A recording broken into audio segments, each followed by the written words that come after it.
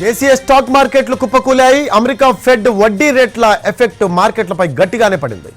సెన్సెక్స్ 1000 పాయింట్లు, నిఫ్టీ 300 పాయింట్లకు పైగా కోల్పోయాయి.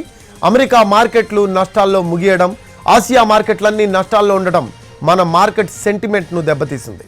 వడ్డీ రేట్ల కోతపై ఆచితూచి స్పందించాలని అమెరికా ఫెడ్ నిర్ణయించింది.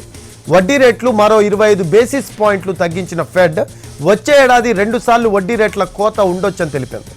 4 సార్లు వడ్డీ రేట్ల తగ్గింపు ఉంటుందని మార్కెట్లు అంచనా వేశాయి. ఫెడ్ సంకేతాలు మార్కెట్లను దెబ్బతీశాయి.